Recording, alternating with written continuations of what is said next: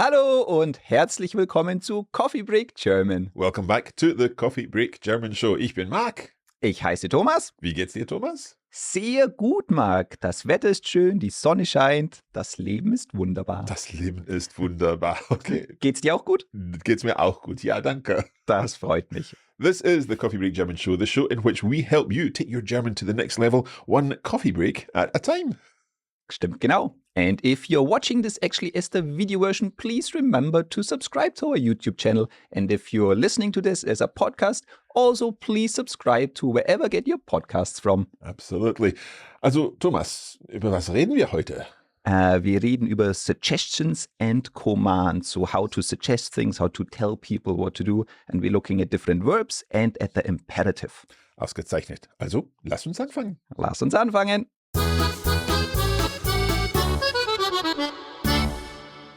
Okay, so the imperative. Tell us about that. Yes, it is the verb form that we use to give commands to one or multiple people. And also there's a formal version. Okay. But before we actually go to the talk a bit more about the imperative, I wanted to highlight one word that we use all the time to suggest something. Yeah. And we used it as it was the last sentence in our intro. Can you think back? What verb do we use all the time when we say? Oh, like lassen. Ganz genau. We always say, lass uns anfangen. So like, let's get started. Let's get started. Yeah, so we can basically say lass uns and then just any verb. Genau. Lass uns spazieren gehen, for example. So let's go for a walk. Genau. And there's actually two different versions of lassen. And the lassen that we see is already using the imperative. So it's lassen is the normal word, but we should say lass. So let. Yeah. And we can say lass uns, which means you and me. Yeah. But we can also say lasst uns, which is the plural form of the imperative, which would be you, me, and more people. So if you're addressing a bigger group, we would say lasst. Really? Yes. I have Did you not never know that? known that. No. So wait a minute. Let me get this sorted in my head. When we say lass uns anfangen in the beginning of almost every Coffee Break German episode, you're basically saying to me, let us begin. So that's like a singular imperative form. Exactly, because I'm addressing you as one person. I'm using the singular imperative, but the uns implies that I'm meaning myself as well. So the group of the two of us. Yeah. However, if there was like you and other people, I would say lasst because I'm addressing more than one person. So I'm using the imperative plural. Okay. Mind blown today already in this episode. Fantastic. So last, if we were talking to the whole team here, and we were saying, let's take a pause. Lasst uns eine Pause machen. Lasst uns eine Pause machen. Because if it's just lass uns eine Pause machen, they can keep working, yeah? Yes, yeah, exactly. Okay, so that's lassen, and we can use lassen pretty much with any verb. Just one thing, anfangen is a separable verb, so we just keep it all together, don't we? Yes, because we use it in the infinitive at the end of. So lassen is our conjugated verb here. We use it in the imperative. And now our second verb is an infinitive at the end of the sentence. At the end of the sentence. So any infinitive can go at the end of the sentence. That makes sense. But as I say, mind blown today. Sehr good. I'm glad I taught you something new. Absolutely. So while we are talking about that imperative, and I wanted to a little bit put the focus on how we form the imperative, because there's some separate rules. And if it's okay, I would start with the most complicated one. Oh, right. Okay. And then the other two are easy. I thought you were going to start with the simple one first. Okay, let me take a sip of coffee because I think I'll need this. Okay, I'll start explaining. So the first one I want to look is the imperative singular. So du, if I'm addressing one person and I know that person. Okay. And you basically take the form of the verb in the conjugated form of du. Yeah. So if I, for example, say sagen, then if I conjugate it, it would be du sagst. Yeah. And then I lose the ST. So I would just say, sag bitte etwas. Say something. So the normal form, du sagst, you say, but if you're just making a command, you take off the ST at the end and just say, sag mal etwas. Yeah. Genau. Okay. And there's actually, you can hear two versions of this because you can hear it as sag or sage. And sage is the slightly more formal one that you may maybe see more in written German, but the more informal colloquial version is just sag. So, sag das bitte nochmal, for example. Yeah, so say that again. Genau. Okay, so that's the the basic version. And that's the difficult one, yeah? Yeah, but it's the first step of the difficult one. Okay, yeah. Okay, so that's basically for weak and regular verbs. Yeah, okay. It also works the same with verbs that have a change from E to IE, for example, or from E to I. So, for example, helfen. Yeah, so that would become du hilfst. Genau, so we have the change from E to I, and we keep that change when we form the imperative. So if hilf mir. Ganz genau, super Beispiel. So help me, hilf me, and we keep the change from helfen to hilfst to hilf. That makes sense. Good. Okay. However, we don't keep those changes when we're forming umlauts.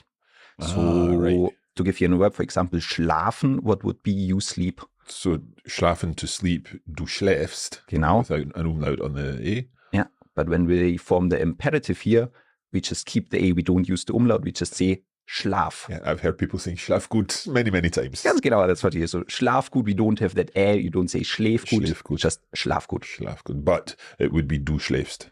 Genau. Okay, good. Okay, and the last bit, I promise that's the last bit of the imperative singular. I'm hoping so far. And it's something that you probably already know. It's just if our verb ends on a T or a D in the second person. So for example, warten, du wartest. Yep. In the imperative, we also need to add that extra E. Yeah, so we say, warte auf mich oder warte nicht auf mich. Yeah, like I've heard many times, warte mal. Genau. Wait a little, hang on, something like that. And it's just the same as we do when you conjugate the verb, we add that E, otherwise it just sounds a little bit weird when you say like wartst or wart. So warte, we just have to add the E here. Can I summarize and see if I've understood all of this? Gerne, sehr gerne. Okay, so we're talking about these do imperatives, and we're going to the do form of the conjugated verb. So, for example, we started with sagen. Genau. And we take off, it would be du sagst. We take off that ST, and then we've got sag. Genau. So, sag mal etwas. Genau, sag das bitte nochmal. Yeah. Okay. Then we talked about verbs where there's a vowel change. So, for example, we looked at helfen. Yeah. Infinitive helfen. The conjugated form for do is du hilfst. So we keep that I sound, with the sound in hilfst, and we take off the ST again, and we've got hilf. Genau. But then with umlauts, where we've got schlafen, for example, becoming du schläfst, we don't keep the umlaut for the imperative. Yes, so there's kind of like two separate ways to treat strong verbs where something happens. So we have the E's and the I's changing, and then we have the umlauts that don't change. Right, okay, so schlafgut. Okay, and finally, the ones where you add the E. So du wartest auf mich, you wait for me, but telling someone wait for me, warte auf mich. Genau. So again, we kind of just lose the ST that we would do the same as sagen, and we keep that extra E that we would add in anyway. Okay. Okay, that's the difficult one. Yay, okay. So the next one is if I'm addressing more people and I know them, so the plural informal. And that is just really using the normal conjugated form of ihr. So as we've seen in lasst uns, I could also say, for example, stellen would become ihr stellt, you put. And then if we use it in the imperative, I would say stellt, for example, die Kisten in die Garage. So put the boxes in the garage. Genau, stellt die Kisten in die Garage. So stellt there, it's just the same as ihr stellt die Kisten in die Garage. You put the boxes in the garage, but when you're instructing someone to do it, you take out the ihr and you just say stellt die Kisten in die Garage. Genau. Maybe also something good to talk about is that if you want to make it slightly more polite, you can always add on a bitte. Yeah. And you can actually add that in almost all the places in the sentence. You can start with a bitte. You can say, bitte stellt die Kisten in die Garage. You could say, stellt die Kisten bitte in die Garage. Or you can say, stellt die Kisten in die Garage, bitte. Could you say, stellt bitte die Kisten in die Garage? Yeah. Okay. Very, very versatile. Good. Okay. So anything more that we need to know about the informal plural imperative? No, that's it. Right. So we've done informal singular imperative. We know what happens there. We normally take off the ST. With the ear form, the informal plural, and the imperative, we just use the normal conjugated form of the ear. Genau. And then the last one is the formal one. And then we use the C with a capital S again. And again, we just use the verb as we would conjugate it normally. So, for example, warten would be Sie warten. Yeah. And if we put it into imperative, we just change the order. So we say warten Sie, for example, warten Sie bitte vor der Tür. So please wait. Be beyond the door. In front of the door, genau. Yeah, beyond the door. In front of the door. Right. So that's something we've also seen many, many times, because it's the kind of instruction that we might hear from a waiter or something like that. Ganz genau. Nehmen Sie Platz. Yeah, oder okay. Have a seat or something like that. So that's fairly straightforward too. Again, and here the only other thing is that we keep the Sie, so we actually keep the personal pronoun. And again, we just change the order. So verb first and then the pronoun. Nehmen Sie, warten Sie. Good. Okay, that's all really there is to the 3 different imperatives. Okay, that is slightly less daunting than I thought it was going to be. So that's good. There's one more thing, because all 3 of them solve the problem if we want to tell somebody or multiple people something. Or make a suggestion, but we're never part of that group. So the difference to lassen is that we are part of it because they lass uns anfangen. Yeah.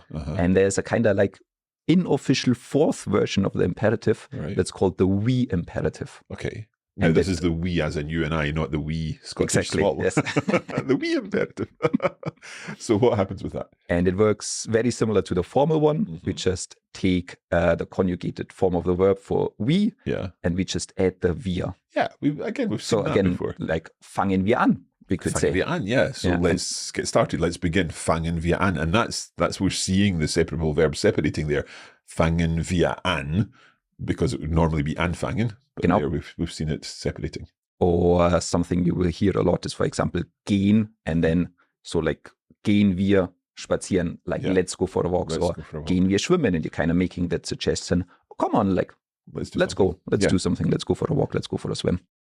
Can we do some practice of this with some translations, Thomas? Sehr gute Idee, natürlich. Okay. Might even try to sneak in some topics of like previous episodes. Oh, okay, looking forward to it.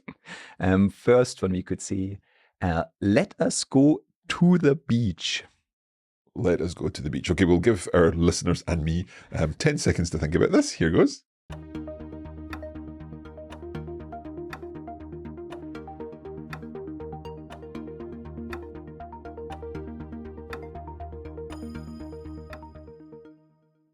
Okay, let us go to the beach.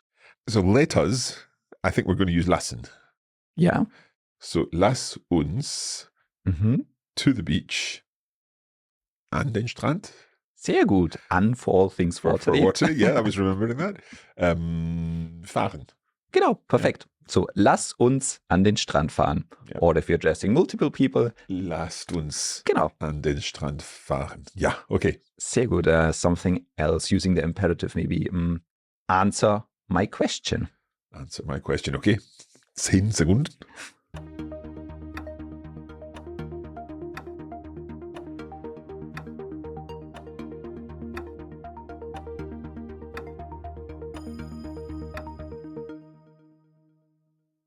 Okay, answer my question. Would that be antworte meine Frage? Yes, you got the imperative right. That's perfect. Antworte. We need to keep the D.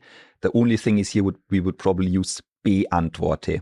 So if you're answering a question, you would say beantworte meine Frage. Beantworte. But the imperative was spot on. Okay. All right. Another imperative one, maybe a formal one. If you'd say, please don't touch this picture. If you're like in a museum, or please don't touch this picture.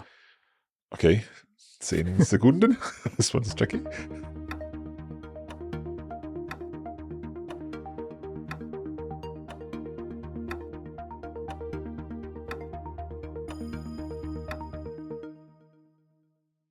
I'm going to need some help with the touch part. So what's the verb there? Berühren. Berühren. Right, okay. So, bitte berühren Sie nicht. What was it? We're touching a picture. Yeah, the picture. Bitte berühren Sie nicht das Bild. Genau, ich could say, bitte berühren Sie nicht das Bild. sounds a little bit better if you put the nicht at the end here. So bitte berühren Sie das Bild nicht. Okay, yeah, that makes sense. It feels more natural now that you say that. Good. Okay. But again, you had the conjugated one, berühren, and then just the C afterwards. Genau, and with a capital S. Okay. Perfect. One very last one. Okay, go for it. Okay, I'm gonna I say it in English, but don't use lassen this time, okay? All right. So it's a suggestion for a group of people, but don't use lassen. So if I say, let's watch a movie. Let's watch a movie. Okay, I see where you're going. 10 Sekunden.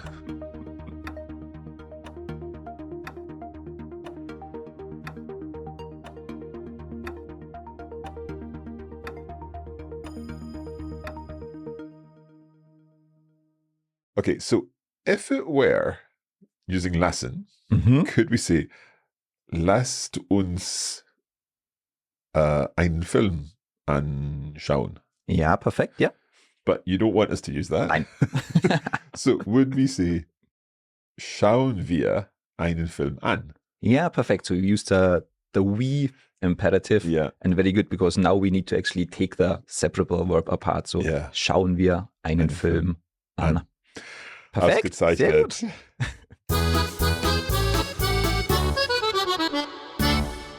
We hope that you have enjoyed this lesson. And of course, there's lots more where this comes from. If you would like to see all of the examples written down, then we have a blog article to support this episode, and you'll find the link in the description of this podcast. Ganz genau. And Mark, if our learners actually want to have more help and improve their German even further, they can visit our website coffeebreaklanguages.com/German and subscribe to our free weekly email lessons. And you will get a free weekly email lesson in your inbox very soon. Also, lassen wir aufhören? Hören wir auf? Yeah. That's it for this episode. We hope you've enjoyed it. We'll be back soon with more. For now, vielen Dank und bis zum nächsten Mal. Happy coffee breaking!